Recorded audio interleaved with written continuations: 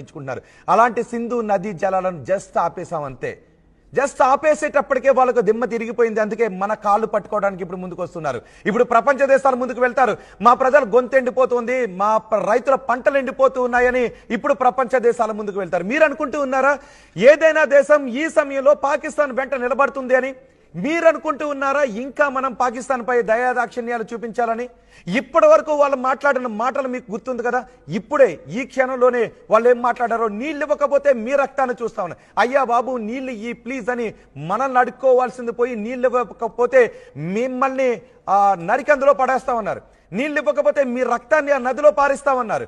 నీళ్లు ఆపేస్తే మీ రక్తాన్ని ప్రవహింపజేస్తాము అని అన్నాడు ఈ పాకిస్తాన్ మాజీ ప్రధాని బెనజీర్ భుట్టో కుమారుడు బిలావల్ భుట్టో. మరి ఇప్పుడు ఆ మాటలన్నీ వాళ్ళకి గుర్తొస్తున్నాయా?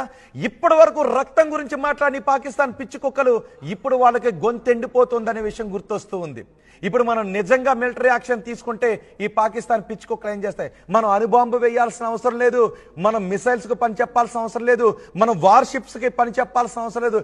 జస్ట్ నీళ్లను వదిలితేనే 1947 నుంచి మనకి పక్కలో బల్లెంలానే ఉన్నారు. 1947 నుంచి ఎంతమంది భారతీయుల ప్రాణాలు తీసేశారో గుర్తుంది కదా. 4 సార్లు కార్గిల్ వరకు మనతో 4 సార్లు ప్రత్యక్ష యుద్ధానికి తెగబడ్డారు ఈ పాకిస్తాన్ పిచ్చుకొక్కలు.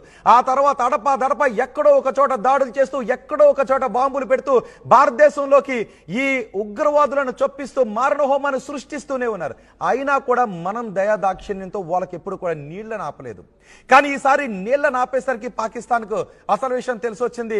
లబోదిబోమని ప్రపంచ దేశాల ముందుకు వెళ్తున్నాయి, మాకు నీళ్లు కావాలని అంటూ ఉన్నాయి. నీళ్లు మాకు చాలా అవసరం అని అంటూ ఉన్నాడు.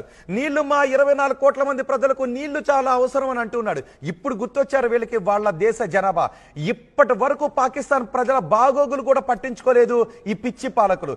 ఇప్పటి వరకు పాకిస్తాన్ జనాలను కూడా భారతదేశంపై ఏ విధంగా ఉసుగొలుపుదామని చూశారు ఈ పాకిస్తాన్ పిచ్చుకొక్కులు, ఈ పాకిస్తాన్ పాలకులందరూ కూడా. ఇప్పుడు పాకిస్తాన్ ప్రధాని గుర్తొచ్చింది. మరొక్కసారి విందాం పాకిస్తాన్ ప్రధాని ఏం మాట్లాడాడు. ఒక్కసారి మీరు కూడా వినండి. ఎందుకంటే వీళ్ళు ఒక్కొక్క నాయకుడు ఏం మాట్లాడుతున్నారు. ఈ పాకిస్తాన్ పాలకులకు, పాకిస్తాన్ సైన్యానికి, సైన్యాధిపతికి వీళ్ళందరికీ పిచ్చి పట్టింది ఈ క్షణంలో. అందుకే పిచ్చి వాగుతూ ఉన్నారు. ఒకడు కాళ్ళు పట్టుకుంటానంటాడు, ఇంకొకడు రక్తాన్ని సృష్టిస్తానంటాడు.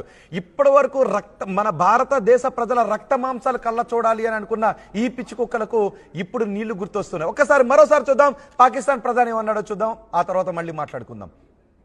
Gentlemen, I must also mention here that water is a vital national interest of Pakistan, our lifeline, and for our 240 million people, let there be no doubt at all, its availability would be safeguarded at all cost and under all circumstances, inshallah.